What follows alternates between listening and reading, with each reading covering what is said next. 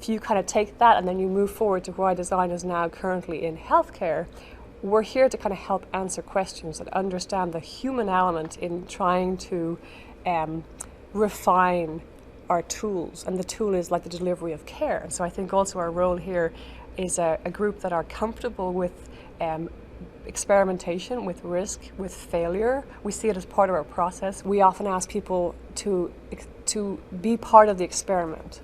And that's hugely disruptive. I mean, it's one thing to have someone in a room watching what you're doing, but if you start asking that surgeon to think differently or behave differently, or asking a whole team to experiment around a different model, it's so risky, it's so disruptive, it can interrupt the rhythm that they've been using for so long.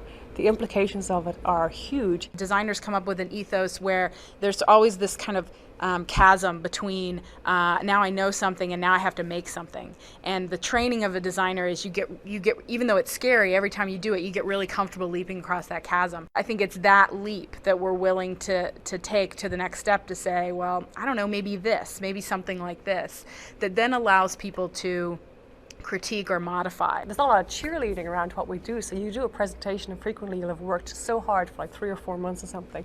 You present it, they thank you, and then you leave the room, and then there's a conversation about it, and that's really painful. It's not really about us learning to adapt to their way of thinking or them learning to adapt to our way of thinking. It's more about appreciating what everybody's different ideas about something brings to the table. So we have to know that things happen in a Mayo way, and that we're just contributing to that. We're not changing. We can't change the way decisions get made.